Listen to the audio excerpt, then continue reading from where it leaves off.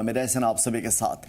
आज जुमे की माफ़ कीजिएगा, गुज़िश्ता रोज़ जो पाकिस्तान के इस्लामाबाद में धमाके हुए थे जुमा की नमाज के बाद, इस्लामाबाद में उस धमाके के ख़िलाफ़ आज करगिल के अंदर करगिल ख़ास में एक बड़ा एहतजाज किया गया जिसमें हज़ारों लोगों ने शिरकत की। जमीयतुल उलमा इस्ना अशरिया करगिल की जानिब से नमाज ज़ोहर के बाद रैली निकाली गई थी जो कि IS के चौक से लाल चौक होते हुए वापस IS के चौक पर जाकर ख़त्म हुआ।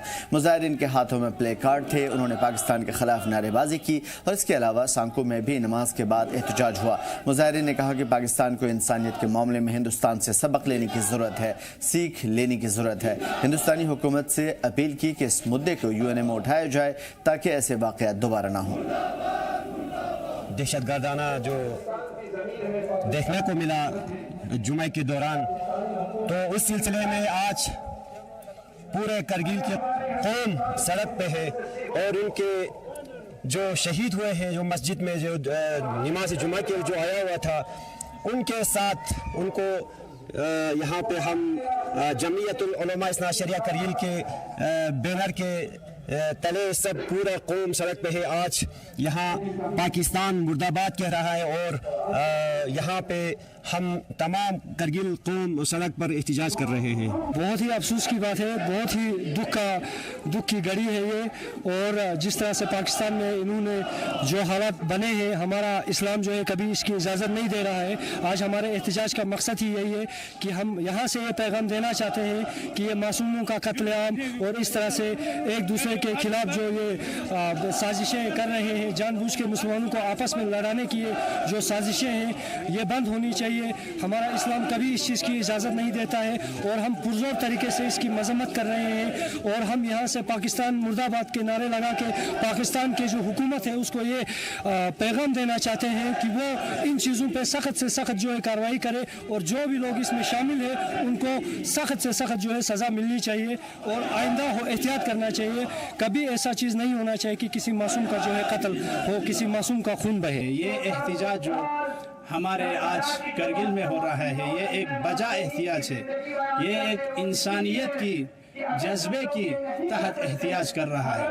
आज सिर्फ मुसलमान आज एहतिजाज नहीं कर रहा है, जो लोग इंसानियत रखते हैं, इंसान की ज़मीर, जिनकी ज़मीर जागा है, जिनकी ज़मीर जिंदा है, वो लोग हर दुनिया की कोने कोने में शायद एहतिजाज कर रहा होगा। क्योंकि आज इंसानियत के खिलाफ जो जिन लोगों को इंसान की असलन शक्ल में इस दुनिया में जी रहा है, वो लोग इंसानियत के खिलाफ ये जो दहशतगर्दी का वाक़या इस्लामाबाद में अंजाम दिया, इंशाअल्लाह या खुसूसन ये जो दहशतगर्दी शियों के उस मस्जिद में, इस्लामाबाद के उस मस्जिद में हुआ, ये फ़कत शियों के ख़िलाफ़ नहीं है, ये तमाम आलम इंसानियत के ये ख़िलाफ़ एक दहशतगर्दाना काम है। इससे जो हुसैनियत शियत दुनिया में ख़त्म करना चाहते हैं, बिल्कुल हुसैनियत और शियत इस दहशतगर्दाना हमले से दुनिया में ख़त्म नहीं होगा, बल्कि हुसैनियत की ये राह, हुसैनियत की यह रास्ते दुनिया में हमेशा बका रहेंगे। या इससे और हुसैनियत के जो अवाम में, हुसैनियत के मानने वालों में और जज्बा, या इससे इंशाअल्लाह लोगों के दिल में और जज्बा होंगे हुसैनियत के, हुसैन के इस राह में, शियत के इस राह में, आलम इंसानियत के इस राह में। हम यहाँ हिंदुस्तान में जी रहा है, अल्हम्दुलिल्लाह, हम आज़ादारी कर रहा है, हम जो नमाज पढ़ रहा है, हमारे मस्जिदों अमन है, हमारे हुसैनिया, हमारे मातम सराय सब आज़ाद से हम यहाँ आज़ादी से हम यहाँ जी रहा है, आज़ादी से इमाम हुसैन की अज़ा और मातम हम यहाँ कर रहा है। हुकूमत पाकिस्तान को हुकूमत हिंदुस्तान से सबक लेना चाहिए। इसलिए हम तमाम डिस्ट्रिक्ट करगिल के अवाम, खुसूसन शिया अवाम, इस सख्त बुज़दिलाने और जलीलाने हरकत को अस्तह दिल मजम्मत करते हैं और आलम इंसानियत से अपील करते हैं और यूनाइटेड नेशनल जिनमें हमारे हिंदुस्तान के नुमाइंदे बैठे हैं, उनसे हम अपील करते हैं कि ये मसला जो पाकिस्तान में बार बार से उनके साथ हो रहा है, इस मसले को यूनाइटेड नेशनल में उठाकर इस मसले को हल करना चाहिए। दुनिया के दीगर मुकामात की तरह आज करगिल खास में भी हम देख रहे हैं कि लोगों की कसीर तादाद जो है पाकिस्तान के ख़िलाफ़ इस वक्त ज़बरदस्त एहतजाजी मुजाहिरा यहाँ पे कर रही है। और इस वक्त मैं यहाँ पे जमीयतुल उलमा इस्ना शरिया करगिल के अहाते में मौजूद हूँ, जहाँ पे आज कसीर तादाद जो है लोगों की यहाँ पे जमा हुई। और जिस तरीके से जुमे के रोज़ जो इस्लामाबाद के पाकिस्तान में जो हमला हुआ था, जिसमें बहुत सारे जो लोग हैं जो शहीद हुए थे, और अभी 150 से ज़ायद जो लोग हैं वो अभी हॉस्पिटलाइज्ड है, जिनका इलाज और मुआलजा इस वक्त चल रहा है। और पाकिस्तानी हुकूमत के ख़िलाफ़ जो है इस वक्त ज़बरदस्त एहतजाजी मुजाहिरा यहाँ पे किया जा रहा है। करगिल के मुख्तलिफ इलाकों से भी इस वक्त इतलात हमें मौसूल हो रही है। जिस तरह से संकू की अगर हम बात करें, संकू में भी इस वक्त जो है एक कसीर तादाद जो है वहाँ पर एहतजाज कर रही है पाकिस्तानी हुकूमत के ख़िलाफ़, और ये मांग कर रही है कि जितनी जल्दी हो सके इस तरह की चीज़ों को वहाँ पर कंट्रोल किया जाए। और ये भी यहाँ के लोग मांग कर रहे हैं कि इस इशू को जो है वो यूएनओ में उठाया जाए, ताकि आने वाले वक्त में इस तरह के जो हादसात हैं वो रोनुमा ना हो। मैं फिरोज़ खान, जी मीडिया के लिए लद्दाख से। तो इस्लामाबाद धमाके के बाद लगातार दुनिया भर में मजम्मत का काम चल रहा है। जम्मू कश्मीर नेशनल कॉन्फ्रेंस के सदर डॉक्टर फारूक अब्दुल्ला ने पाकिस्तान की मस्जिदों पर हुए हालिया हमले की सख्त अल्फाज में मजम्मत की। उन्होंने कहा कि यह हमले इंसानियत, इस्लाम और अमन के खिलाफ है और किसी भी मजहब या फिक्र में इबादत गाहों पर ख़ास तौर पर इस तरह के हमले जायज़ नहीं है। पुलवामा और कश्मीर वादी में शिया कम्युनिटी के लोग पाकिस्तान के खिलाफ लगातार एहतजाज कर रहे हैं और शहीदों के साथ हमदर्दी का इजहार भी कर रहे हैं। उन्होंने कहा कि ऐसे हमले मुसलमान उम्मा के लिए शर्मनाक है। अफसोस इस बात का कि अल्लाह के घर में भी अब बम फटने लगे। ये दिखाता है हम अल्लाह से कितने दूर हैं और हम उस मंजिल की तरफ चल रहे हैं जिसके लिए जहन्नम तैयार है। अफसोस है मुझे इस बात का। हर जगह ब्लास्ट हो रहे हैं जनाब, कौन सी जगह बाकी रही है? मुझे बताइए इस्लामी मुल्कों की हालत क्या है? क्या है उनकी हालत? जब अल्लाह से दूर हो जाते हो तो यही होता है। पीडीपी तर्जुमान इकबाल तरांबो ने बजट पेश होने के बाद प्रेस कॉन्फ्रेंस की और कहा कि हुकूमत के ऐलानों में नारेबाजी है, महंगाई, घरेलू खर्चों जैसे अहम मसाइल से दूरी है। फिलहाल उन्होंने बजट को सतही करार दिया और माली तौर पर कमजोर तबकों के लिए असली राहत न देने का इल्जाम भी लगाया।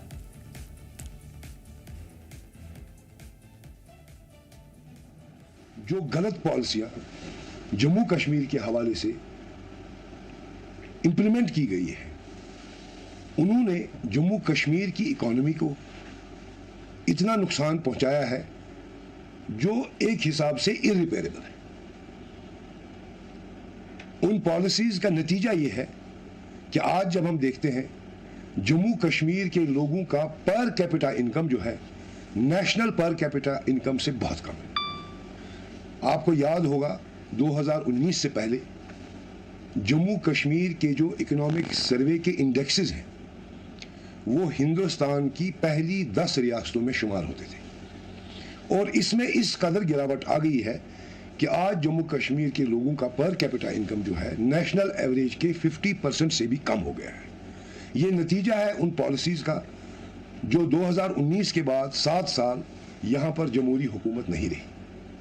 और मुझे याद है हमारे चीफ मिनिस्टर साहब ने एक बार पब्लिकली ये कहा था कि जितने भी ऑर्डर इन 7 सालों में जम्मू कश्मीर के हवाले से हुए हैं हम उनको रिविजिट करेंगे जब हम इक़्तिदार में आएंगे, क्योंकि उस वक्त उनको भी यही लगता था कि इनकी गलत पॉलिसियों की वजह से जम्मू कश्मीर को तबाही के दहाने पे पहुंचाया गया है। आज का जब हम बजट देखते हैं और आज जो मैंने सूरत हाल बयान की जम्मू कश्मीर की, इस सूरत हाल के लिए ये जो बजट पेश किया गया है ये मौजू नहीं है।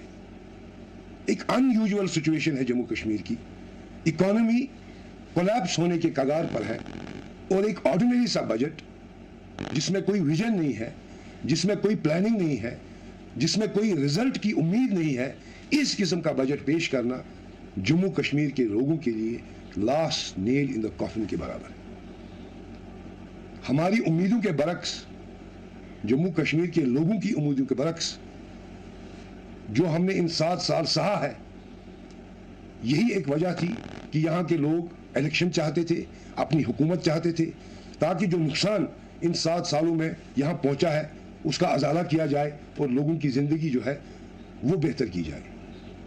कोई अंदाज़ा ही नहीं इस सरकार को है कि उन्होंने किस जिम्मेवारी को कांधा दिया है। एक अनयूजुअल सर्कमस्टांस है जम्मू कश्मीर का। इसके लिए एक्सपर्टाइज चाहिए ताकि जम्मू कश्मीर के लोग इन परेशानियों से बाहर आ जाए।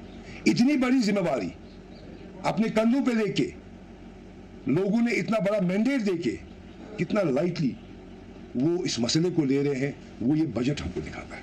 जो बजट उन्होंने कल पेश किया, बजट की तरफ आए तो हमारी सबसे बड़ी प्रॉब्लम जो है वो अनएम्प्लॉयमेंट की है। तो कौन सा ठोस कदम जो है इस बजट में आप लोगों को दिखता है कि उस अनएम्प्लॉयमेंट को एड्रेस कर रहा है। हमारे यहाँ ड्रग्स, हमारे यहाँ डिप्रेशन, हमारे यहाँ परचेजिंग पावर की कमी, अगर देखा जाए तो इन सब का लुबे लुबाब जो है वो अनएम्प्लॉयमेंट है। यहाँ की जो भी तरमीम यहाँ के कानूनों में 2019 के बाद हुई है, वो अटैक यहाँ के जॉब्स पर हुआ है, वो अटैक यहाँ की इकोनॉमी पर हुआ है, वो अटैक यहाँ के बिजनेस पर हुआ है। लेकिन इस बजट में उस चीज को कहीं एड्रेस नहीं किया गया है। आप देखिए इस बजट में वेलफेयर के हवाले से इस सरकार ने कुछ अनाउंसमेंट्स की है। हालांकि लास्ट बजट में भी वेलफेयर के हवाले से 200 यूनिट बिजली फ्री फराहम करने की अनाउंसमेंट हुई थी, जो आज तक उन लोगों को नहीं मिली है। आज भी AAY कैटेगरी के लिए 6 सिलेंडर मुफ्त की अनाउंसमेंट हुई है। हम उम्मीद करते हैं कि बिजली के 200 यूनिटों की तरह इनके साथ न हो, इनको ये 6 सिलेंडर जो है मिले। हालांकि अगर AAY कैटेगरी को देखा जाए तो 1.5% पॉपुलेशन है वह जम्मू कश्मीर की, एक बहुत छोटी पॉपुलेशन है जिनके लिए ये वेलफेयर स्कीम जो है अनाउंस की गई है। उम्मीद तो ये थी यहाँ पर जो मयाशी हालात है जम्मू कश्मीर के लोगों के, उस हिसाब से एक बड़े तबके को वेलफेयर स्कीम्स की ज़रूरत है और यही हमारी उम्मीद थी। लेकिन हर सेक्टर को इस गवर्नमेंट ने टच किया है, हर सेक्टर की बात की है। लेकिन ये जो बजट है, ये जो बजट का पैसा है, जब इसको खर्च किया जाता है तो इस उम्मीद से खर्च किया जाता है कि इसमें लोगों की फलाह और बहबूद होगी। लेकिन मैं जिस तरह इस बजट को देखता हूं, एक तो हम पैसा भी खर्च कर रहे हैं और इससे लोगों का भला भी नहीं हो रहा है बल्कि नुकसान हो रहा है। कुछ दिन पहले ही मैं अखबार में पढ़ रहा था, महकमे बिजली ने 11 लाख मीटर लगाने का दावा किया है और साथ ही साथ ये दावा किया है कि ये मीटर लगाने की वजह से 16% हमारा रेवेन्यू जो है वो इस साल बढ़ गया है। जबकि हमारे चीफ मिनिस्टर साहब ने पब्लिकली ये कहा कि मेरा पर्सनल एक्सपीरियंस ये है कि मीटर लगाने से बिजली का बिल जो है वो कम होता है। अगर बिजली का बिल कम होता है मीटर लगाने से तो ये रेवेन्यू कैसे बढ़ा? आपने मीटर लगाने के लिए जो पैसा खर्च किया, इस इंफ्रास्ट्रक्चर के लिए जो पैसा खर्च किया, इससे अल्टीमेटली आपने इस गरीब आवाम की जेब भी काटी है, जो आपका डिपार्टमेंट अखबार में इंफॉर्मेशन दे रहा है। तो जब पैसा खर्च किया जाए इसलिए ताकि लोगों को दुश्वारी में डाला जाए, उनको परेशानी में डाला जाए, तो बजट का मकसद ही खत्म हो जाता है। आपने बात की कि हम तमाम इंडस्ट्रीज में मैंडेटरी एक कानून लाएंगे कि 100% एम्प्लॉयमेंट जो है वो लोकल्स को मिला जाए। एक बहुत अच्छा कदम है अनएम्प्लॉयमेंट के हवाले से। मगर इस गवर्नमेंट को क्या ये मालूम है कि 2019 के बाद यहाँ इंडस्ट्री बची कहाँ है? ये एम्प्लॉयमेंट जो वो दे रहे हैं किन कारखानों में दे रहे हैं? जो कारखाने बंद पड़े हैं, जो कारखाने लॉक्ड हैं। क्यों लॉक्ड है? क्योंकि 2019 के बाद इन कारखानों को किसी भी टेंडर में, किसी भी सप्लाई में इनको पार्टिसिपेट ही नहीं किया करने दिया है। इनके टेंडरिंग के जो क्रेडेंशियल्स है, जो राइडर्स है आपके डिपार्टमेंट के, वो ऐसे हैं कि हमारी जो लोकल इंडस्ट्री है, हमारे जो लोकल कॉन्ट्रैक्टर्स है, हमारे जो लोकल वेंडर्स है, वो इसमें क्वालिफाई ही नहीं करते। नतीजा इसका ये, जो भी काम जम्मू कश्मीर में हो रहा है सप्लाईज के हवाले से, गवर्नमेंट काम हो रहे हैं, ये A to Z जो भी कॉन्ट्रैक्टर्स हैं जो भी इंडस्ट्रियलिस्ट है वो जम्मू कश्मीर के बाहर से है, वही क्वालिफाई होते हैं। और इसका नतीजा ये निकला है कि इन 7-8 सालों में हमारी इंडस्ट्री जो है वो कोलैप्स हो गई है, बंद हो गई है। और जो भी वहाँ एम्प्लॉयमेंट था, चाहे यहाँ का एम्प्लॉयमेंट था, चाहे बाहर के एम्प्लॉयज़ थे, वो सब जो है वो निकल गए हैं और वो कारखाने बंद पड़े हैं। ये ऑन रिकॉर्ड बात है, आप किसी भी इंडस्ट्रियल एस्टेट में जाइए, आपको यही हालत मिलेगी। आपने बजट से पहले बहुत सारे स्टेक होल्डर्स के साथ बात की है, सिलेक्टिवली आपने उनको बुलाया है। हमारे पास ये भी शिकायत आई है कि बहुत सारे स्टेक होल्डर्स को उसमें नहीं बुलाया गया है। उन्होंने अपनी सजेशंस इस गवर्नमेंट को दी है, लेकिन जो भी उन्होंने सजेशंस दी है उनका रिफ्लेक्शन इस बजट में कहीं नहीं देखने को मिला है। आपने टूरिज्म सेक्टर को टच किया है। आप मुझे ये बताइए, आपने टूरिज्म के लिए बहुत सारे इकदाम अनाउंस किए हैं। आपको ये मालूम है कि 2019 के बाद हॉस्पिटैलिटी सेक्टर जो है वो एक बहुत बड़ा एम्प्लॉयमेंट का जरिया है। 2019 के बाद जो रीऑर्गेनाइजेशन एक्ट यहाँ पर लागू हुआ, आज आपको भी मालूम है जितने भी होटलियर्स, गुलमर्ग, पहलगाम, सोनमर्ग, पत्नी टॉप, ये सब जो है इनके ऊपर एक तलवार लटक रही है। इनकी लीजेस एक्सपायर हो गए हैं। एक होटल को तो ऑलरेडी टेक ओवर किया है आपकी सरकार में, और बाकी होटलों पर भी ये खतरा मंडरा रहा है।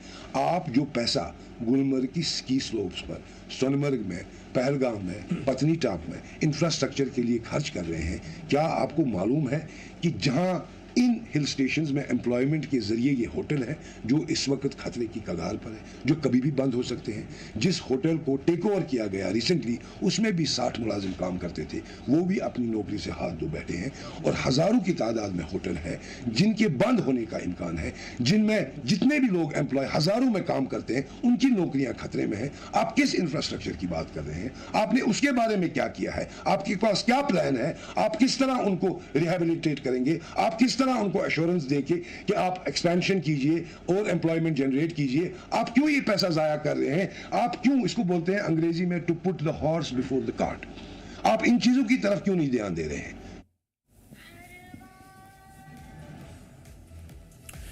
जम्मू कश्मीर नेशनल कॉन्फ्रेंस के सीनियर लीडर और स्टेट स्पोक्सपर्सन मोहम्मद इमरान नबी डार ने बजट 2026-27 को अवामी मफाद वाला बजट करार दिया। हुकूमत से खासतौर पर कुलगाम से हमारे नुमाइंदे फयाज जमाल भट्ट ने एक्सक्लूसिव बातचीत में इमरान नबी डार ने कहा कि वज़ीर आला उमर अब्दुल्ला के जरिए पेश किया गया बजट आम लोगों की ज़रूरतों को ध्यान में रखकर तैयार किया गया है। आप जी मीडिया देख रहे हैं, मेरा नाम फयाज जमाल भट्ट है। आपको बता दें कि साल 2026-27 का जो सालाना बजट है वो यूटी जम्मू कश्मीर के वजीर आला उमर अब्दुल्ला ने पेश किया है। अब मुख्तलिफ लोगों से हमने बात की है, लेकिन इस वक्त हमारे साथ जम्मू कश्मीर नेशनल कॉन्फ्रेंस के सीनियर लीडर और स्टेट स्पोक्सपर्सन मोहम्मद इमरान डार साहब, इन्हीं से बात करते हैं। डार साहब, जी मीडिया में आपका खुशामदीद सर। शुक्रिया। डार साहब, कल जो है सालाना 2026-27 का जो बजट है पेश किया गया है, काफ़ी ज़्यादा तवक्कात थे, बहस थे। आप स्टेट स्पोक्सपर्सन है, इस बजट को किस नज़र से देखते हैं? मुझे लगता है कि ये बजट जो है प्रो पुअर बजट है और प्रो इंडस्ट्रीज़ बजट है, और बिलखसूस हम कुलगाम में बैठे हैं, मैं प्रो हॉर्टिकल्चर बजट बोलूँगा, प्रो एग्रीकल्चरस बजट बोलूँगा, क्योंकि इसमें हर किसी उस सेक्टर को टच किया गया है जिस सेक्टर की डायरेक्ट वाबस्तगी जम्मू कश्मीर के लोगों के साथ है। और इसमें बिलखसूस जो नए इक़दाम लाए गए हैं, चाहे जो हमने वादे किए थे, पहला वादा जो हमने अपने मैनिफेस्टो में किया था गैस सिलेंडर्स का, अल्हम्दुलिल्लाह कल उमर साहब ने उन गैस सिलेंडर्स का अनाउंसमेंट किया। 6 गैस सिलेंडर्स दिए जाएंगे जो EWS कैटेगरी के लोग हैं, और साथ ही साथ उनके जो बच्चे जो EWS कैटेगरी के स्टूडेंट्स होंगे उनके फ़ी वेवर्स होंगे। पर्सनस विद डिसेबिलिटीज़ को एक्सटेंड किया गया है फ्री बस ट्रैवल। जो डेली वेजर्स और डेली रेटेड वर्कर्स हैं, टेम्प्रेरी वर्कर्स हैं, उस पर कल उमर साहब ने वाज़ेह तरीके में पहली बार आप देखिए कि एक्नॉलेजमेंट हुई। अभी तक कहीं पर गवर्नमेंट मशीनरी में कहीं पर उनका नाम नहीं आता था। कल उमर साहब ने बजट में ये बोला कि उनके मसले को ह्यूमैनिटेरियन एस्पेक्ट से देखा जा रहा है और उस मसले को हल करने में ये गवर्नमेंट लगी हुई है। और उमर साहब ने कल सीधे क्लियर बता दिया कि हम उनका ऑनरेबल एक उनको सस्टेनेंस जो उनके जो वो हक रखते हैं, बिकॉज वो लोग अभी तक जितने सालों से काम कर रहे हैं, बहुत ही मुश्किल हालातों में काम कर रहे हैं। उनकी फैमिलीज़ इस टाइम पे मुसीबत में है और कई तो 20-20 सालों से काम कर रहे हैं। और मैं आपको यकीन से बोल रहा हूँ कि इंशाल्लाह आगे दिनों में ही, अगले बजट तक हमको, मुझे नहीं लगता वेट करने की ज़रूरत है।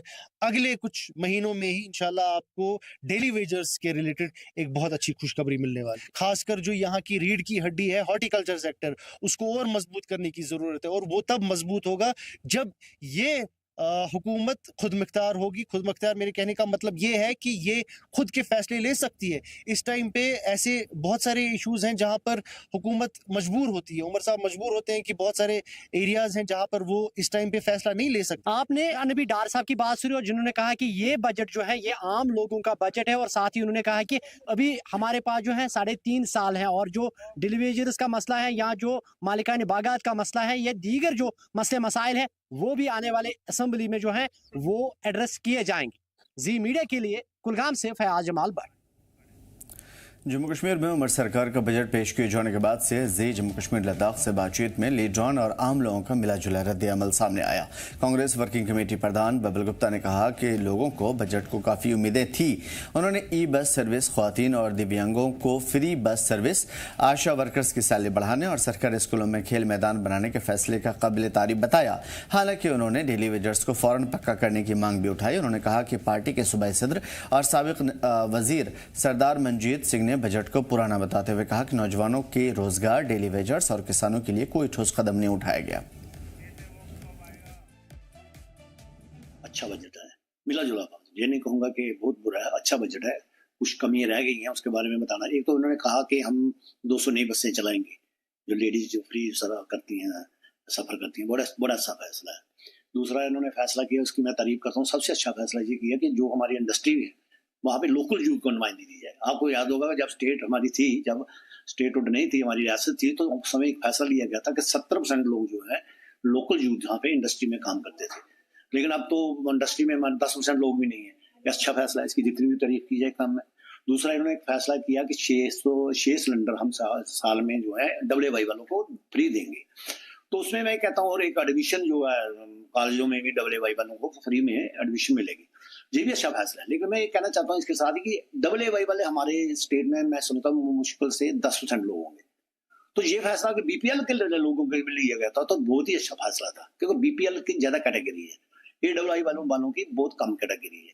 तो उसमें समझता हूँ कि मैं समझता हूँ इसको BPL में भी रखा जाता है तो ये अच्छी एक फैसला होता है। बजट की कापी है, उसी को ही चलाया गया है। कोई नई चीज इसमें पेश नहीं की गई है। यहाँ तक ये जो 6 सिलेंडर की बात है, इसमें उन्होंने कहा है कि ये मिलेगा AAY वालों को, जो अंत्योदय स्कीम में आते हैं। वो तो बड़े लिमिटेड से लोग हैं। तो मैं नहीं समझता हूँ कि ये कोई जो उनकी कमिटमेंट थी कि 12 सिलेंडर देंगे और सबको देंगे, इररिस्पेक्टिव आपकी उसकी फाइनेंशियल कंडीशन क्या है। इसी तरह उन्होंने जो बिजली का वादा किया था कि 200 यूनिट सबको देंगे, अब उस पर वो मुकर गए। अब वो कहते हैं AAY को मिलेगा, वो भी जो पहले वहाँ अपना वो लगाएगा जो PMs। यस, तो मेरा ये कहना है कि ये लोगों के जो है ये कोई लोगों के फेवर में ये बजट नहीं है। टूरिज़्म सेक्टर पे कोई इन्होंने पैसा नहीं रखा, अनएम्प्लॉयमेंट के लिए इन्होंने कोई बात नहीं की, डेली वेजेस के लिए वो फिर पुरानी बातें, कमेटी बैठेगी, ये करेंगे वो करेंगे। तो इस बजट में किसानों के लिए कोई ख़ास राहत नहीं है। किसान जो है, जो ऑलरेडी बोझ के तले दबा हुआ है, उसको किसी किस्म की कोई राहत जो है इन्होंने नहीं दी है। JKUT की उमर सरकार चल रही है। इन्होंने जो बजट पेश किया है वो हम मिक्स्ड रिएक्शन देंगे, ना ज़्यादा अच्छा है ना ज़्यादा बुरा है। लेकिन ये ज़रूर है कि पिछली जितनी भी सरकारें रहीं, जहाँ LG प्रशासन रहा, तो उसके हिसाब से ज़्यादा ही अच्छा है, क्योंकि लोकतांत्रिक तरीके से चुनी गई सरकार है। तो ओबियस है वो लोगों के बारे में ज़्यादा सोचेगी। सबसे मुख्य जो मुझे लगा कि 23,000 नौकरियां देने की बात की गई है, तो ये बड़ी अच्छी बात है, युवाओं को मौका मिलेगा। लेकिन उसका एक ब्लूप्रिंट भी साथ साथ में देना चाहिए। वो कब सरकार देगी कब नहीं देगी ये देख लेंगे। लेकिन पिछले साल भी ऐसी बात कही गई थी कि इतनी हम नौकरियां देंगे, और उससे पहले अगर हम जाएं तो इन्होंने बात कही थी 2024 में इलेक्शन के दौरान हम 1 लाख युवाओं को नौकरी देंगे। तो मुझे नहीं लगता आज तक ये 20,000 भी लोगों को नौकरी दे पाए हैं। उमर सरकार ने ये जो बजट पेश किया है ये गरीबों के हित में नहीं है, और अब ये जो बजट अपने जो वायदे किए हैं इन्होंने अपने मैनिफेस्टो में, और उससे हटने की कोशिश कर रहे हैं, क्योंकि इन्होंने पहले अपने वायदा किया था कि हम 12 सिलेंडर जो हैं वो गरीबी रेखा से नीचे लोगों को देंगे, और बिजली का किराया जो है वो 200 यूनिट जो है वो फ्री देंगे। तो मगर अब यहाँ पे AY पता नहीं क्या है वो उसको कह रहे हैं कि उसको 6 सिलेंडर देंगे, और फिर वहाँ पे बसेस का जहाँ पे बोलबाला चल रहा है कि वहाँ पे औरतों को और विकलांग जो लोग हैं उनको वहाँ पे फ्री करेंगे। इससे हमें ये समझ नहीं आ रही है कि ये जो पैसा जो है बसेस जो फ्री दे रहे हैं उनको मेंटेन करने के लिए कहाँ से पैसे लाएंगे। अवामी इत्तेहाद पार्टी AIP ने अपनी वर्किंग कमेटी की मीटिंग में इंजीनियर रशीद और सभी सियासी कैदियों की फौरी रिहाई की मांग की। पार्टी तर्जमान इमाम नबी ने जंतर मंतर पर प्रोग्राम में बढ़ चढ़ करके हिस्सा लेने और स्टेटहुड बहाली समेत दीगर मसाइल उठाने की अपील की। स्टेट सेक्रेटरी शेख आशिक ने जम्मू कश्मीर के बजट 2026-27 की मजम्मत की और कहा कि बेरोजगारी, आर्थिक मंदी और डेली वेजर्स के मसाइल को नज़रअंदाज करता है। उन्होंने ख़ास तौर पर 2 लीटर डीजल रियायत हटाने और हस्तशिल्प उद्योग को यानी हैंडीक्राफ्ट को और MSME की अनदेखी को संजीदा कदम बताया। मीटिंग की सदारत AIP vice chairman advocate GN Shaheen ने की थी। आज अवामी इत्तेहाद पार्टी का वर्किंग कमेटी का इजलास मुनक्किद हुआ। इजलास में सभी कॉन्स्टिट्यूएंट हेड्स जो थे, कॉन्स्टिट्यूंसी के हेड्स जो थे, डिस्ट्रिक्ट प्रेसिडेंट जो है उन्होंने शिरकत की। इजलास में मुख्तलिफ उमूरात पर तबादला ख्याल हुआ, जिसमें ख़ास तौर पर एक बार फिर से जो कमेटी की तरफ से, वर्किंग कमेटी की तरफ से एक बार फिर मरकज़ी सरकार से ये गुजारिश की गई कि वो जल्द अज जल्द इंजीनियर रशीद को रिहा करे, और साथ में जो कश्मीरी नौजवान पॉलिटिकल प्रिजनर्स रियासत के अंदर और रियासत के बाहर मुख्तलिफ जेलों में नज़रबंद है उनकी रिहाई अमल में लाए। और जिन मुद्दों पर बात हुई उसमें जो AIP की तरफ से दिया गया प्रोग्राम है जंतर मंतर पर स्टेटहुड के लिए, तो उसकी मास पार्टिसिपेशन हो और बाकी सिविल सोसाइटीज़ और लाइक माइंडेड पीपल को इन्विटेशन एक्सटेंड करना, उस पर तबादला ख्याल हुआ। और जो बजट हाल ही में दूसरा बजट उमर अब्दुल्ला सरकार ने पेश किया, उसमें हमने ये देखा कि उसमें जो वादे हैं, दूसरा बजट भी आज पेश हुआ, लेकिन उमर अब्दुल्ला साहब ने जो वादे किए थे, नेशनल कॉन्फ्रेंस ने जो जम्मू कश्मीर के अवाम के साथ जो वादे किए थे, उन वादों पर कोई भी अमल दरामद नज़र नहीं आ रहा है। ख़ास तौर पर जो हमारे डेली वेजर्स की रेगुलराइजेशन का मामला था, दूसरा बजट भी इजलास हुआ, अभी तक भी वो ऐसे ही रखा गया है।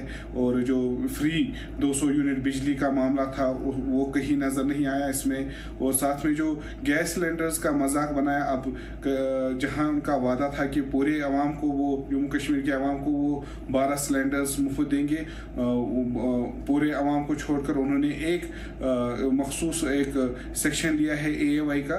तो लेकिन जितना AAY सफ़र करा उतना BPL फैमिलीज भी सफ़र करती है, उतना जो है लोअर मिडिल क्लास भी सफ़र करता है। तो लिहाजा हम एक बार फिर से इस बात की मजम्मत करते हैं कि उमर अब्दुल्ला सरकार ने जो वादे किए थे, दूसरा बजट भी पेश हुआ, उसमें से कोई भी वादा पूरा नजर करते हुए नहीं आ रहा है।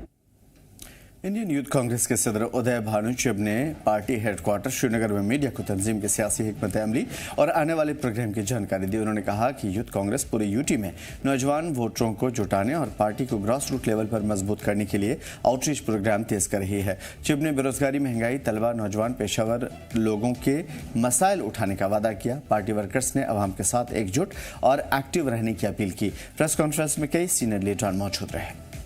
इलेक्शन से पहले जब बीजेपी का राज जम्मू कश्मीर में चल रहा था LG रूल के नाम से, तब बहुत सी दिक्कतें हमारे जम्मू कश्मीर के लोग जो हैं वो फेस कर रहे थे, और कांग्रेस पार्टी ने पूरे जम्मू कश्मीर में, चाहे जम्मू रीजन हो, कश्मीर रीजन हो, उन मुद्दों को उठाने का काम किया था। और उनमें से एक मुद्दा था स्मार्ट मीटर्स का मुद्दा, कि स्मार्ट मीटर्स के चलते ज़्यादा बिल आ रहे थे, लोगों को परेशानी हो रही थी, और हमारा ये वचन था, हमने ये प्रॉमिस किया था कि स्मार्ट मीटर्स हम नहीं लगने देंगे और साथ ही साथ स्टेटहुड को वापस लाएंगे। लेकिन जितना हम समझे तब लोगों पे, तो लोग भी क्रिटिसाइज करते थे बीजेपी की सरकार को, एलजी सरकार को, कि उन्होंने जम्मू कश्मीर को स्मार्ट मीटर का जो तोहफा दिया है गरीबों को, उस पर टैक्स का बोझ पड़ रहा है, बिजली के बिल का बोझ पड़ रहा है। और अब बहुत दुर्भाग्य से कहना पड़ता है जम्मू कश्मीर की सरकार भी उसी लाइन लेंथ पे चल रही है। फिर से जो स्टेटमेंट आया है सीएम साहब का कि प्रीपेड स्मार्ट मीटर्स जो हैं वो लगेंगे, और उन्होंने साथ में ये कहा कि उनके कुछ लोग, कुछ रिलेटिव्स हैं जो ये कर रहे हैं, तो किसी को दिक्कत नहीं आनी चाहिए। तो एक प्रैक्टिकल बात है, सभी लोग इस प्रदेश में, इस यूटी में अमीर नहीं है, गरीब लोग भी यहाँ रहते हैं। और ये सरकार जो है, कोई भी सरकार जो है वो गरीब लोगों के वोट से भी बनती है। कोई भी इंसान जो है वो गरीब अपनी मर्जी से नहीं होता, ये हालात उसे गरीब बनाते हैं। और वो सरकार जो इन गरीब लोगों से चुनी हुई आती है, उसका फर्ज बनता है, वो सोशल वेलफेयर सरकार होती है कि इन लोगों की मदद करे।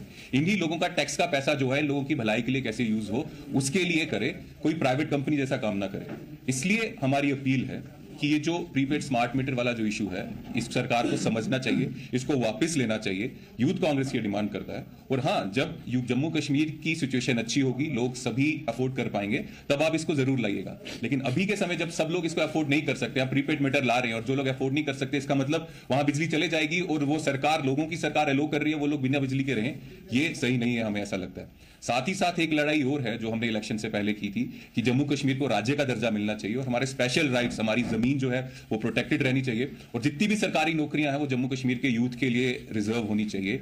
इस लड़ाई को भी लड़ने में हमें लगता है जम्मू कश्मीर की सरकार ज्यादा विजिबल नहीं है। साथ ही साथ मैं जम्मू कश्मीर की कांग्रेस की जो लीडरशिप है उनका धन्यवाद करता हूं, वो कॉन्स्टेंटली, कॉन्टिन्यूसली इस इशू में स्टेटहुड के लिए और स्पेशल राइट्स जो हैं, जॉब्स का राइट और लैंड का राइट्स, उसके लिए लड़ाई लड़ रहे हैं। तो हमारी अपील यही है मुख्यमंत्री जी से, अब्दुल्ला साहब से, उमर साहब से, कि ये जो smart meters, prepaid smart meters हैं, उसको वापस लिया जाए जिस तरह से हमने वादा किया था लोगों को इलेक्शन से पहले, और साथ ही साथ स्टेटहुड और जो जॉब्स है यूथ की, उसके लिए भी लड़ाई लड़ी जाए। अदरवाइज यूथ कांग्रेस जो है उसका बेसिक और प्राइमरी काम ये है कि युवाओं की आवाज लड़ना।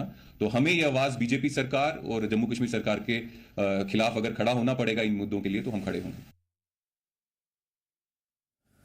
उधमपुर में आज पैंथर्स पार्टी इंडिया का प्रोग्राम पार्टी प्रधान हर्षदेव सिंह की सदारत में हुआ और इसमें कई सीनियर लीडर शामिल हुए। उन्होंने भाजपा छोड़ करके पैंथर्स पार्टी का दामन थामा था। ब्लॉक जगानू से साबिक डीडीसी प्रेक्षित सिंह और सामाजिक कारकुन सुशील सेठी अपनी हिमायतों के साथ पार्टी के अंदर शामिल हुए और हर्षदेव सिंह ने उन सभी को फूल मालाएं पहनाकर खैर मकदम किया। हर्षदेव सिंह ने कहा कि भाजपा की पॉलिसियों की वजह से लोग अब जम्मू की इलाकाई पैंथर्स पार्टी इंडिया को बेहतरीन ऑप्शन मान रहे हैं। उन्होंने इल्ज़ाम लगाया कि भाजपा ने सिर्फ लोगों को लड़वाने का काम किया है और आम जनता तक बुनियादी सहूलतें पहुँचने नहीं दी। देखिए, आज बहुत सारे डीडीसी जो इलेक्टेड हुए थे और बीडीसी चेयरमैन जो हैं उन्होंने पैंथर्स पार्टी का दामन थामा। एडवोकेट्स हैं जो रिनोन्ड एडवोकेट्स हैं, उन्होंने पैंथर्स पार्टी, एजुकेशनिस्ट जो हैं उन्होंने ज्वाइन किया है और उनके साथ सैकड़ों लोगों ने पैंथर्स पार्टी का दामन थामा है। हम इन सब का स्वागत करते हैं। अब लोगों का भरोसा पैंथर्स इंडिया में बढ़ता जा रहा है क्योंकि लोगों ने देख लिया पिछले 12 सालों में भारतीय जनता पार्टी ने सिर्फ जुमले दिए हैं। लोगों की उम्मीदों के साथ तुषाराघात हुआ है, उनपे विश्वासघात लोगों के साथ किया है। भारतीय जनता पार्टी ने डिवीजन की राजनीति की है, तकसीम की राजनीति की है और समाज के अंदर नफरत पैदा की है। लोगों को कुछ हासिल नहीं हुआ है, लोग मायूस हैं, लोग निराश हैं और लोगों ने ये देख लिया तमाम पार्टीज को आजमाने के बाद ही कि पैंथर्स इंडिया ही है जो लोगों की बात कर सकती है। और खास तौर पर जम्मू का अवाम जो है वो पैंथर्स इंडिया में भरोसा करे। ये एकमात्र क्षेत्रीय पार्टी है जिसको इलेक्शन कमीशन ऑफ इंडिया से रिकॉग्निशन हासिल है और अपोजिशन में भी पैंथर्स ने करके दिखाया है। सरकार में जब 3 साल का मौका मिला था हमें, उस वक्त भी जो हमने करके दिखाया है वो भारतीय जनता पार्टी पिछले 12 सालों में पूरी सरकार इकट्ठी होकर न कर सकी है। इस बात की चर्चा जम्मू कश्मीर में पूरे में है, हिंदुस्तान में है, बाहर है और लोगों को एक भरोसा है कि अगर हमारी सुनवाई होगी, अगर हमारे मसले हल होंगे तो वो सिर्फ पैंथर्स इंडिया ही। पैंथर्स इंडिया ये कमिट करती है कि लोगों की लड़ाई पूरी शिद्दत के साथ हम लड़ेंगे और कंधे से कंधा मिला के खास तौर पर गरीब आदमी के साथ जुल्म नहीं होने देंगे। गरीब आदमी की लड़ाई पाए तकमील तक ले जाएगी पैंथर्स इंडिया और उनके जो मुतालबे हैं उनका समाधान करेगी। इस हुकूमत को जवाबदेह बनाएगी और जो यहाँ जीते हुए नुमाइंदे हैं उनको जवाबदेह बनाएगी, अफसरों को जवाबदेह बनाएगी, ताकि जो उम्मीदें लोगों को वाबस्ता है वो उम्मीदें पूरी हो सके। जिस तरीके कन्नै सारे लोग है, जिन्ने भी साढ़े जम्मू के लोग हैं, खास तौर पर डोगरे जेके न, सारे भरपूर साथ दिता भारतीय जनता पार्टी का। लेकिन हासिल क्या होया? उन्हें लोग कहेंगे पूछो ग्रां च जाओ, अस भी दिखते रहे 5-7 साल, अस भी नहीं दिखते रहे कि मत अज करन कल करन। अज 6-6 महीने हुई दे पानी आ दे इलाके च। पार्टियां क्या कर गया?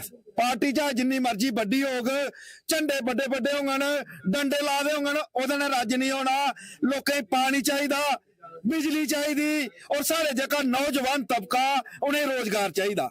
अज निक्के निक्के बच्चे जेडे सारे किस तरीके कन्नै स्कूल जंदे, और उनके जेडे घर वाले माता पिता कियां उन्हें कुछ दांद बच्छा बेची है, कुछ जमीन बेची है, कोई बंदा गहना बेची है, उन्हें पढ़ा दे। और ओहदे बाद जिसले बच्चा सुसाइड कर उठदा या जिस तरीके कन्नै रेहड़ी लादा या कोई पल्लेदारी करादा कंपनी च जाई रही, बड़ी एक शर्म वाली गल है। इन्नी जेड़ी बेरोजगारी साढ़े जम्मू च कदे नहीं हुई है, और जिन्नी इस वेले जेकी 2014 लई है और 2026 तक जिन्नी बेरोजगारी जम्मू च है, इन्नी मिकी नहीं लगता कि कदा अंग्रेजा टाइम भी जेड़ा अंग्रेजा राज हाँ ओहदा भी इन्नी बेरोजगारी नहीं। पानी जिन्नी इसलिए किल्लत है ग्रां ग्रां च, बिजली का कोई पता कि नहीं आता, पता कि नहीं कुसलै कट लगा था। सड़कां जेड़ियां साड़ियां रुढ़ियां उनका कोई ना थे कि नहीं है कोई लैन आला कि कदों ये बनानियां। अज जेडे साढ़े मकान ढेइये, तुसें पता पिछले दिन अज 4-5 महीने हुई बरखा होता है, लेकिन उन्हें मकाना कोई पैसा 1 रुपया अजें तक ग्रां दे लोकें नहीं थोआ। और वो लोग टेंट च किस तरीके कन्नै उन्हें स्याला कड्ढिया, उन्हें लोकें पुछो जाई। भारतीय जनता पार्टी जेडे ने साढ़े 29 MLA जीती है गेदे, वो खाली ड्रामेबाजी चला दी। असैम्बली दे अंदर दिखो खाली उनका जेका मदारी चला दी। भारतीय जनता पार्टी और NC JD national conference Srinagar party है, वो दोवें पार्टियां मिली दियां, और दोवें पार्टियां मिली है अंदर मदारी करा दियां, एक दूसरे चग्गा दियां, हसा दियां। और उन्हें कोई पूछा जरा तुस रोजगार की गल नहीं करा दे, कोई डेली वेजरे की गल नहीं करा दे, पानी की गल नहीं करा दे, एक दूसरे चगदे जियां निके निके जगत चगदे ना उआं चग्गा दे एक दूसरे। तो लगता थोड़ा असैम्बली के अंदर जाना भी क्या फायदा हो, तुम असैम्बली चगड़े भेजे हाथ उत्ते ही एक दूसरे दिखते है करते। वो कहो कई जगह दा मिकी मारा मां उच्चा आखी जा, वो कहा मिकी बाबे च आखी जा। अरे तुसें गाली कड्ढने भेजे असैम्बली च, एक दूसरे गाली कड्ढो, चलो कई मसले हल करो। जरा एक दिन आस्ते अर्श दे बोरे भेजो असैम्बली के अंदर, देखो किस तरीके कन्नै डेली बेचना मसला हल होंदा। देखो सारियां RET दी स्कीमां जेड़ियां इन्हां बंद कीतियां, जेके ग्रां दे बच्चे लगदे कियां इक दैड़िये आर्डर होंदा सारा। ग्रां दे बच्चे जेड़े गोलगप्पे ला दे, रेड़ियां लांदे साढ़े बच्चे इत्थे आइए, ते इन्हां मशीनां रखियां JCB चढ़ मशीन लाउदे सारे बच्चे कुछ रेड़ी ला दी होगा, और रेड़ी भी नहीं लाना दिया डन इस वेले। इन्ना अत्याचार और अंग्रेजा का टाइम है, नोड़े कशा भी पूरा टाइम आई दा साथियों। इत्ते गल्ला साड़ी इक्के गुजारिश है, इक्के विकल्प है इस वेले पैंथर्स पार्टी, और पैंथर्स पार्टी च शामिल हुई है। इन्हें मुंह तोड़ जवाब दियो, चाहे भारतीय जनता पार्टी है, चाहे कोई भी जेडी सारी अमर अब्दुल्ला दी पार्टी NC है, इन्हें सारे पार्टियां की अगर तुसें मुंह तोड़ जवाब देना सिर्फ पैंथर्स पार्टी है।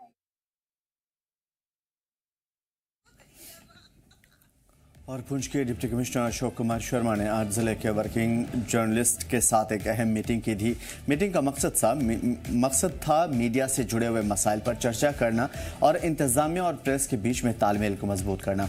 DC ने येलो जर्नलिज्म यानी कि ऐसी खबरें जिसको बढ़ा चढ़ा करके पेश किया जाए, हकीकत से कहीं दूर, उसी को कहते हैं येलो जर्नलिज्म। तो येलो जर्नलिज्म खत्म करने और अखलाकी यानी कि एथिक्स और हकीकत पसंद यानी कि ट्रुथ और एक्चुअल फैक्ट, इसके ऊपर रिपोर्टिंग करने के ऊपर जोर दिया और अफवाहों और सनसनीखेज खबरें अवाम को परोसने और समाजी हम आहंगी को तोड़ने वाली खबरों से दूर रहने की अपील की। पत्रकारों ने ऑफिशियली जानकारी तक इंफ्रास्ट्रक्चर, सिक्योरिटी और वेलफेयर जैसे मसाइल भी उठाए। DC ने उनकी बात गौर से सुना और मसाइल को जल्द से जल्द हल करने की यकीन दहानी करवाई। बड़ी देर से हम ट्राई कर रहे थे कि सिविल सोसाइटी के साथ डिफरेंट मीटिंग्स हुई हैं, हर फील्ड के साथ बात हुई है, फील्ड विजिट्स की हैं। एक फ्रेटर्निटी हमारी रह रही थी, मीडिया फ्रेटर्निटी, जिनसे खुल के बात नहीं हो रही थी और इनकी रजिस्ट्रेशन भी प्रोसेस में थी। ये सारी चीज़ें देखने के लिए आज जो पुंछ डिस्ट्रिक्ट की मीडिया फ्रेटर्निटी है उसकी एक मीटिंग बुलाई थी और सबके साथ इंट्रोडक्शन भी हुई और उनके इश्यूज भी देखे गए, मीडिया फ्रेटर्निटी के इशू देखे गए, जो लोगों के इशू वो कन्फ्रंट करते हैं उनको भी सुना गया। तो अब आने वाले टाइम में हम कोशिश करेंगे कि इनका फेस मैनर में जैसे जैसे हम इनको रिजॉल्व कर सकते हैं उसको करने की कोशिश करेंगे। इसाम हुसैन भट्ट हूँ और यहाँ पर जो जर्नलिस्ट एसोसिएशन है, जर्नलिस्ट डिस्ट्रिक्ट एसोसिएशन पुंछ की, उसकी और यहाँ के तमाम जितने भी सहाफ़ी हजरात हैं, उन्होंने आज ज़िला तरक्याती कमिश्नर पुंछ जो हमारे हैं उनके साथ एक बात की। यहाँ पर मीटिंग हुई है डाक बंगलो पुंछ के कॉन्फ्रेंस हॉल में। मुख्तलिफ मसाइल पर बात की गई, खुसूसी तौर पर जो सहाफ़ी बरादरी को जो मसाइल दरपेश हैं उनके बैठने के लिए इंतजाम नहीं है, प्रेस क्लब का मामला है। इसके अलावा भी जो हमारी सहाफत में, जर्नलिज्म में जो बेराह रवी इख्तियार की जा रही है, तो सोशल मीडिया के जरिए और दीगर मीडिया जो वसाइल हैं उनके जरिए जो अफरा तफरी का माहौल पैदा किया जाता है, उसको कैसे रोका जाए, इस पर भी बात हुई। जो डिप्टी कमिश्नर पुंछ ने जो यहाँ पे पुंछ के पत्रकारों के साथ यहाँ पे एक बैठक रखी थी, जिसमें उन्होंने उस मीटिंग में जो है पत्रकारों के जो मसाइल थे वो सुने और उन पे जो उन्होंने कहा कि जल्द से जल्द जो है उस पर जितना भी हो सके हम करेंगे। लेकिन मैं एक बात कहना चाहूँगा कि डिप्टी कमिश्नर पुंछ जो है हाल ही में जो है, जो इससे पहले डिप्टी कमिश्नर पुंछ थे विकास कुंडल साहब, उन्होंने हमें यहाँ प्रेस क्लब दिया था। तो मैं कहना चाहूँगा कि प्रेस क्लब के साथ साथ एक इलेक्शन जो है वो जल्द से जल्द कराएं, जिसमें हमारी एक फेयर बॉडी बने, जिसमें हमारा एक फेयर प्रेसिडेंट हो, फेयर चेयरमैन हो, जिसमें पूरे जो पत्रकार जो है उनके साथ हो, वो इस तरह की एक बॉडी बना के जो है फिर उसके बाद जो है चाबी जो है उनके हवाले किए जाए। तब तक के लिए वो जो अपनी जो उनकी उन्होंने जैसे हमें अंदर आश्वासन दिया कि हम जल्द से जल्द इस पे जो है वो अपना काम जो है वो करें। बालाकोट में भारतीय फौज की 21वीं पंजाब रेजिमेंट की ओर से मुफ्त मेडिकल कैंप लगाया गया और इसका मकसद था एलओसी के पास से बसे दूर दराज और देही इलाकों के लोगों को मुफ्त में सेहत की जांच कराना, खिदमत मुहैया कराना। फौज में मुकामी डॉक्टर्स के साथ साथ मिलकर के मरीजों की जाँच की और मशावरत की। खास तौर पर मौसमी बीमारी और ठंड से बचाव के लिए क्या कुछ किया जा सकता है उस हवाले से कदम उठाए गए। मुकामी लोगों ने इस पहल की तारीफ की और कहा कि ऐसे कैंप फ्यूचर में भी और दीगर इलाकों में भी लगाए जाएँ। कि आप बिल्कुल एलओसी के ऊपर इस वक्त जो हमारी इंडियन आर्मी की तरफ से हमारी सेहत से मुतल्लिक या हमारी जितनी भी परेशानियां हैं उनसे मुतल्लिक जो यहाँ पे एक सद्भावना के तहत कैंप लगाया गया है। आप लोग यहाँ पे तशरीफ़ लाए, आपने हमारी बात सुनी और हमारी बात जो है आपके द्वारा, आपके ज़रिया जो है वो ऊपर तक जा रही है। इसके लिए मैं आपका बहुत बहुत शुक्रिया अदा करता हूँ। जहाँ तक हमारी आर्मी का ताल्लुक है, हमारी इंडियन आर्मी ये आज नहीं, जब से हमारी पार्टीशन हुई है, पार्टीशन के बाद हमारी आर्मी ने हमारे लोगों के साथ शाना बशाना कंधे से कंधा मिला के काम किया है और हमारे लोगों ने भी इसका जो है भरपूर जवाब दिया है। और ख़ुसूसी तौर पे ये जो इस किस्म के जो सद्भावना के तहत जो कैंप लगाए जाते हैं, मेडिकल कैंप्स हैं, ये हमारा इलाका जो है ये दूर दराज का इलाका है, बॉर्डर का इलाका है, यहाँ पे ट्रांसपोर्टेशन का मसला है और भी बहुत सारे मसाइल हैं। और कुछ बीमारियाँ ऐसी भी हैं जो हमारे मरीज़ जो हैं उनको हॉस्पिटल तक या मेंढर तक या रजौरी तक या जम्मू तक जाना मुश्किल होता है। तो इनके ज़रिया जब ये मेडिकल कैंप्स लगाए जाते हैं तो इनमें हमारे वो लोग यहाँ पर पहुँचते हैं, अपनी परेशानी इनके सामने रखते हैं, इनके डॉक्टर्स के ज़रिया जो है उनकी बात जो है उनकी तकलीफ़ को जांचा पहचाना जाता है और फिर उनको जो जितनी भी इनके पास इनके वसाइल हैं, जितनी भी इनके पास इनके जो है दी हुई दवाई है वो जो है वो इस्तेमाल करते हैं। बॉर्डर एरिया है ये बालाकोट में, आर्मी की तरफ से एक जो है फ्री मेडिकल कैंप रखा गया है बुज़ुर्ग लोगों के लिए, लेडीज़ के लिए, बच्चों के लिए, और उसमें फ्री मेडिसिन भी डिस्ट्रीब्यूट हो रही है और उसके साथ साथ में सभी पेशेंट्स का चेकअप भी हो रहा है। और ऐसे बॉर्डर एरिया में ऐसे कैंप्स का लोगों को बहुत बेनिफिट है क्योंकि ये फार फ्लंग एरिया है कि मोस्टली लोग जो है हॉस्पिटल तक नहीं पहुंच सकते हैं, तो उनको भी ये बेनिफिट है। बुज़ुर्ग लोग हैं या लेडीज़ हैं या बच्चे हैं, सबको यहाँ पे फ्री चेकअप हो रहा है और उसके साथ मेडिकल जो एड है वो भी दी जा रही है, मेडिकल मेडिसिन भी फ्री ऑफ कॉस्ट दी जा रही है। तो ये बहुत अच्छा है एलओसी के लोगों के लिए। तो यहाँ पे आर्मी के डॉक्टर्स भी हैं और सिविलियन डॉक्टर्स भी हैं जो यहाँ पे लोगों का चेकअप कर रहे हैं। कठुआ जिले के घाटी गांव में साबिक सरपंच पृथ्वी पाल सिंह निकू की पहल पर नशे के खिलाफ बेदारी फैलाने के लिए 1600 मीटर दौड़ मुकाबले का इनेकाद किया गया। इस प्रोग्राम में बीजेपी जिला सदर उपदेश आंद्रा खासतौर पर मौजूद रहे और इसका अहम मकसद नौजवानों को नशे से दूर रखना था, खेलों के लिए हौसला अफजाई करना था। मुकाबले में 50 से ज्यादा नौजवानों ने हिस्सा लिया और जीतने वाले को इनाम भी दिया गया। आप सबको पता है कि आज जो हालत हैं समाज में, विशेषकर हमारे युवाओं को लेकर, उसके लिए ये कार्यक्रम ऐसे दौड़ लगाना, बच्चों को डिफेंस के लिए प्रेरित करना, उनका उत्साह वर्धन करना, ये बहुत ही ज़रूरतमंद कार्य है जिसका बीड़ा उठाया है हमारे निकू जी ने। तो आपको पता है कि एक सबसे बड़ी कैंसर से भी खतरनाक भयानक बीमारी जो वो हमारे समाज में युवाओं को लगी हुई है, नशा। नशे से दूर भगाने का एक ही तरीका है कि उनको खेलों में उनकी रुचि बढ़ाओ, दौड़ में उनकी रुचि बढ़ाओ, डिफेंस में जो सैनिक होते हैं डिफेंस में उनको उसमें भर्ती होना, उसके लिए उनके क्या क्या उनको ज़रूरत होती है बच्चों को, उसके लिए उनका मदद करो, सहयोग करो। तो सबसे पहले उनकी सहयोग होता है, डिफेंस में बच्चे ने जाना हो, सेना में जाना हो तो उसको फिजिकल फिटनेस के लिए तो ग्राउंड में उनके लिए दौड़ का अरेंज करना, फिर उसमें फर्स्ट सेकंड करके महीने में पूरा एक दिन उनको प्राइज़ देना, उसके लिए स्पॉन्सर जो है मैं उनको भी बधाई देती हूँ। इससे नेक कार्य मुझे लगता नहीं है कि युवा शक्ति के लिए कोई और है। इससे हमारा समाज भी स्वस्थ रहेगा, हमारा युवा भी स्वस्थ रहेगा और सबसे बड़ी खुश कौन होगा इससे? उन बच्चों के माता पिता। आज उन माता पिताओं के से मैं जब मिलती हूँ जिनका एक एक बच्चा रात को सोता है, सुबह उठता नहीं है। वो क्यों नहीं उठता? नशे की लत से, नशा की ओवरडोज होती है। उससे बचाने के लिए इससे बेहतर रास्ता, इससे बेहतर कोई कार्य है तो वो कोई मुझे दिखता नहीं है कि बच्चों को इस लाइन में जो लाया और इसका बीड़ा उठाया हमारे सरपंच पृथ्वीपाल सिंह निकू जी ने। इसके लिए उनकी मैं जितने भी बड़ाई करूं वो कम है। मैं सोच गया मैं कल्ला है, मैं कोई नहीं है। मेरे सरपंच साहब ने बेचारे मेरे पूरा सहयोग देंदे ने, जिसलै भी कोई प्रोग्राम करचे अस पूरा सहयोग लैने।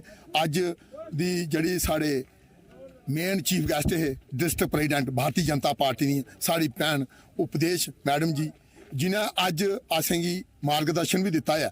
ये गल नहीं है, अस किश सिक्खिया भी है इंदे कशा होना केह् चाहिदा केह् नहीं होना चाहिदा। इंदे मार्गदर्शन कन्नै प्रोग्राम किया, जियां पिछले महीने असें प्रोग्राम किया। लद्दाख की कल्चर और विरासत को संजोए रखने की दिशा में एक बड़ी पहल सामने आई है। लद्दाख के ट्रेडिशनल म्यूजिक इंस्ट्रूमेंट कोपोंग एक बार फिर से नौजवानों की पहली पसंद बनती जा रही है। कोपोंग कलाकार आंगदू किंगहू इस ट्रेडिशनल म्यूजिकल इंस्ट्रूमेंट यानी कोपोंग को दोबारा जिंदा करने और आने वाली पीढ़ियों तक पहुंचाने के मकसद से लगातार लोगों को तालीम देते हैं। जी जम्मू कश्मीर लद्दाख से खास बातचीत में आंगदू किंगहू ने बताया कि अब तक वो लगभग 2000 नौजवानों को मुफ्त कोपोंग की जानकारी और तालीम दे चुके हैं। वैसे तो कोपोंग में मुझे इंटरेस्ट है, तो पहले तो मुझे लगा कि सब पैसे का है, बाद में पता चला यहाँ पर फ्री है ना, इसलिए मैं आया। तो क्या सीखा आपके एक महीने में? किस तरह की सॉन्ग जो है या इंस्ट्रूमेंट जो है क्या सीखा? मैंने तो असली में तो बहुत ज़्यादा सॉन्ग्स मैंने सीखा है। उनमें से मैं कहीं बता देती हूँ। जुआ माजू सीखा है, सोनामली सीखा है, हाँ वही एग्जाम्पल ऐसे सीखते हैं। तो एक इंस्ट्रूमेंट जो है आप बजा सकते हैं, सॉन्ग जो है कौन से सॉन्ग बजा सकते हैं? मैं जो मुझे बजा सकता हूँ।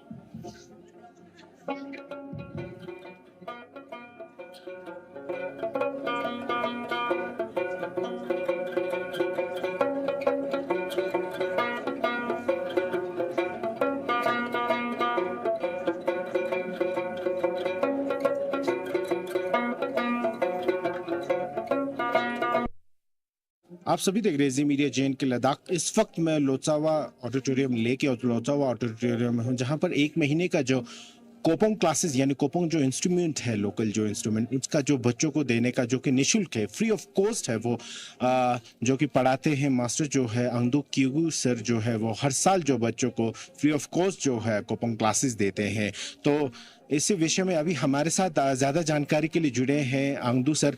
सर बहुत बहुत शुक्रिया अभी हमारे साथ जुड़ने के लिए। क्या कहेंगे, हर साल आप जो कोपोंग क्लासेस बच्चों को देते हो, वो आज उसका अंतिम दिन है, आप क्यों देते हो ये, और ये क्लासेस जो है कब से स्टार्ट हुआ और कितने बच्चे इसमें जुड़े थे?